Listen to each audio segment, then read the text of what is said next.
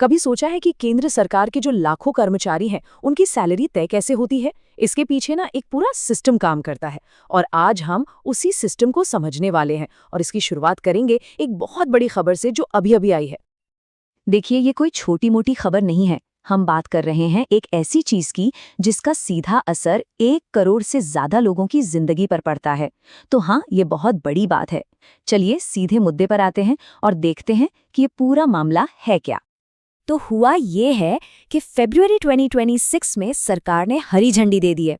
मतलब 8वें केंद्रीय वेतन आयोग का गठन आधिकारिक तौर पर हो चुका है और उन्हें एक डेडलाइन भी मिली है। 18 महीने के अंदर अपनी रिपोर्ट सौंपनी है।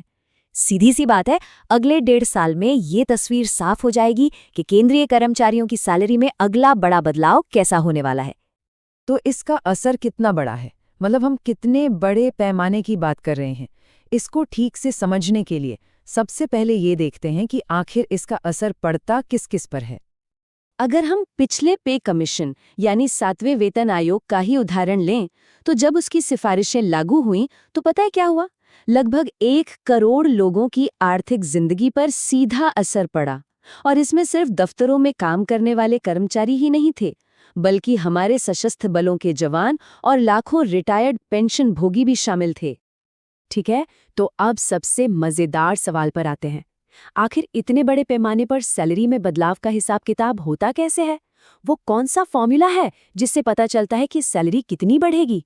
चलिए, इसको समझने के लिए 7वें वेतन आयोग को ही एक उदाहरण की तरह देखते हैं। पिछली बार जब सैलरी बढ़ी थी तो उसका सबसे बड़ा हीरो था एक शब्द, फिटमेंट फैक्टर। सुनने में थोड़ा टेक्निकल लगता है ना? पर असल में ये बहुत आसान है। इसे आप बस एक सैलरी मल्टीप्लायर समझिए, एक ऐसा नंबर जिससे बेसिक सैलरी को सीधे सीधे गुणा कर दिया जाता है। और वो नंबर क्या था? 2.57। बस 7वें वेतन आयोग ने इसी एक नंबर को मंजूरी दी थी। इसका सीधा सा मतलब ये था कि एक कर्मचारी की जो भी बेसिक पे थी उसे 2.57 से गुणा कर दिया गया। लेकिन रुकिए, 7वें आयोग का काम सिर्फ सैलरी को गुणा करना नहीं था। नहीं, उसने तो इससे कहीं ज्यादा बड़ा काम किया। उसने सरकारी सैलरी के पूरे ढांचे को ही बदल कर रख दिया था। देखिए, इससे पहले ना पे बैंड और ग्रेड पे वाला एक बड़ा ही कंफ्यूजिंग सा सिस्टम चलता था।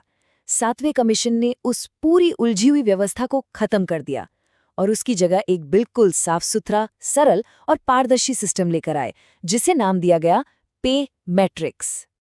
और इस नए सिस्टम का मकसद क्या था? 2 बातें। पहली, सैलरी की गणना को बहुत बहुत आसान बनाना, और दूसरी, हर कर्मचारी को उसके पूरे करियर की एक स्पष्ट तस्वीर देना, एक रोड मैप कि उसकी सैलरी कैसे और कब कब बढ़ेगी। तो अब कोई भी कर्मचारी बस इस एक चार्ट, इस मैट्रिक्स को देखकर सब कुछ समझ सकता है। वो देख सकता है कि हर साल इंक्रीमेंट लगने पर उसकी सैलरी कितनी होगी, और प्रमोशन मिलने पर जब वो अगले लेवल पर जाएगा तो उसकी नई सैलरी कितनी होगी। कोई कंफ्यूजन नहीं, सब कुछ शीशे की तरह साफ। इसी नए मैट्रिक्स ने एक और जरूरी काम किया। इसने केंद्र सरकार में किसी भी कर्मचारी के लिए एक न्यूनतम वेतन, मतलब एक मिनिमम सैलरी तय कर दी। और स्पेक्ट्रम के दूसरे छोर पर इसने एक ऊपरी सीमा भी तय की। मतलब देश के सबसे बड़े अधिकारी जैसे कि कैबिनेट सचिव के लिए अधिकतम सैलरी कितनी हो सकती है, ये भी तय कर दिया। तो अब ये जो पे कमीशन का पूरा सिस्टम है, ये कोई नई बात नहीं है। असल में ये एक परंपरा है जो दशकों से चली आ रही है। चलिए इस इतिहास पर एक नज़र डालते हैं। ये आयोग एक सोची समझी समीक्षा प्रक्रिया का हिस्सा है जो लगभग हर 10 साल में होती है। इसकी शुरुआत हुई थी 1946 में। तब से लेकर आज तक लगभग हर 10 साल में एक नया वेतन आयोग बनता है और हर आयोग ने वक्त की ज़रूरतों के हिसाब से बदलाव की सिफारिशें की। जैसे पहले आयोग का मकसद सिर्फ इतना था कि लोगों को गुजारे लायक वेतन मिले, लेकिन बाद के आयोगों ने सैलरी में जो बड़ा अंतर था उसे कम करने और पूरे सिस्टम को मॉडर्न बनाने पर जोर दिया, जैसा हमने पे मैट्रिक्स के साथ देखा। तो इस पूरे इतिहास को ध्यान में रखते हुए अब सवाल ये उठता है कि भविष्य के लिए इसका क्या मतलब है? इस नए 8वें वेतन आयोग से क्या उम्मीद की जा सकती है? देखिए, इसका जो मूल मकसद है ना, वो हमेशा से एक ही रहा है।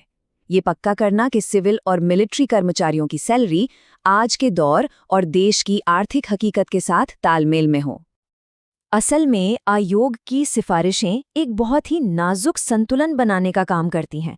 एक तरफ कर्मचारियों का कल्याण है तो दूसरी तरफ देश की आर्थिक सेहत। क्योंकि जाहिर सी बात है, जब लाखों लोगों की जेब में ज्यादा पैसा आता है तो उसका असर पूरी की पूरी अर्थव्यवस्था पर पड़ता है। तो इस बार 8वें वेतन आयोग के सामने चुनौतियां भी नहीं हैं। उन्हें महंगाई, काम करने के बदलते तरीके, परफॉर्मेंस जैसे कई नए पहलुओं पर सोचना होगा। और उनकी जो अंतिम रिपोर्ट होगी वो सिर्फ लाखों कर्मचारियों का भविष्य तय नहीं करेगी, बल्कि सरकारी कामकाज के भविष्य और देश की आर्थिक दिशा को भी एक नई शक्ल देगी।